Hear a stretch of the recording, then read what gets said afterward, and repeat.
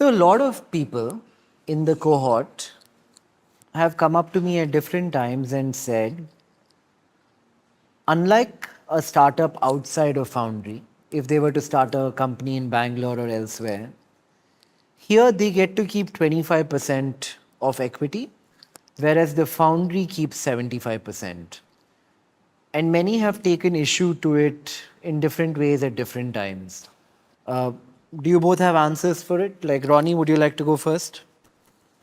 Well, I think if a founder doesn't have issues, there's a problem. So I think you'll always have issues. It's like you'll always think your company is undervalued. And that's a good thing. That's not a bad thing. And every time you're diluting, you think X, Y, Z. So this is not a balanced argument. I think that's the proposition, because there's a fair bit of incubation that has happened. The reason why this 90 days is happening is because of the 1 year's work before that.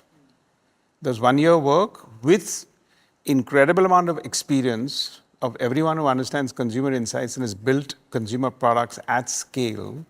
That wherewithal is like 2 years of reservoir. You would have lost 40%, 50%, 60% of your company raising money, losing a little bit of that money, failing a little bit on that whole thought process, and anyway be at about 25%, in my view, to get to that same place.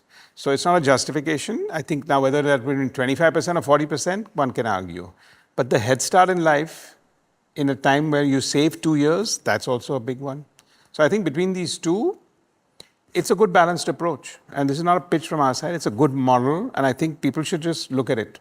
I think the 25% is, at the end of the day, is the value you create. It's not the percentage, right? Because if you can build $1 billion company or you can build a $2 billion company, you're going to be worth very differently. And the question is this an easier path to get there? Is there a faster path to get there? Am I going to be more competitive than others? I think the answers for all of that is yes. You've seen this happen, right? Whenever a company has a really big upside, the founder, if he has been a critical part of that journey, generally claws back through MSOPs or something like that. End state, he has enough liquidity, more than enough.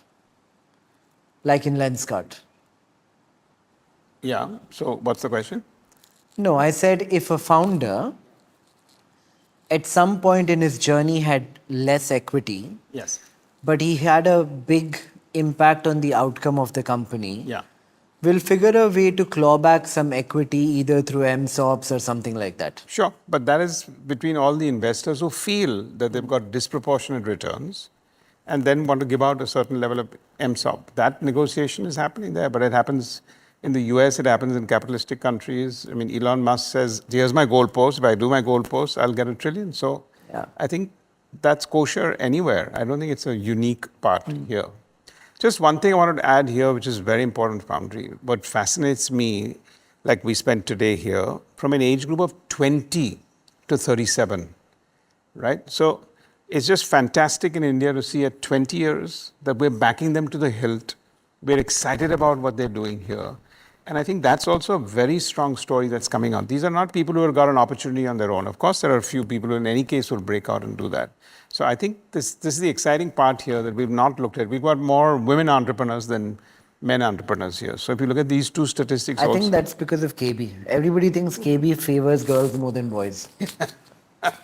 Because he has two daughters. I was not part of the selection process. Because of the daughters. Why not? Why not? Yeah, Why not? 100%. Why I not? feel like he once told me this thing about if China had more, the number of women who work in China, if India had that, our GDP would be somewhere else. KB, would you? my take on this take is, let's suppose we are two partners Yeah. and we start 50-50 and I put in 4 crores. What's your equity?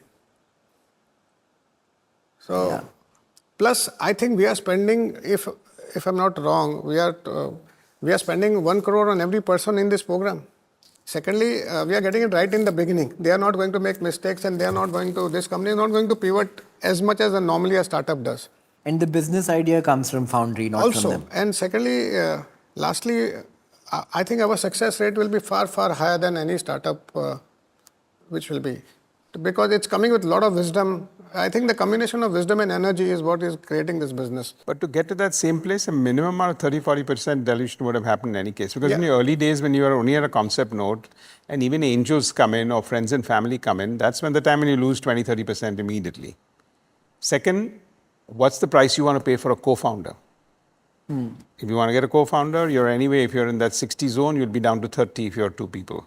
Here, I think everyone needs and values the experience of co-founders. So there's a cost for co-founder, and that I think is all, if you look at all of that, I think it's well stacked up.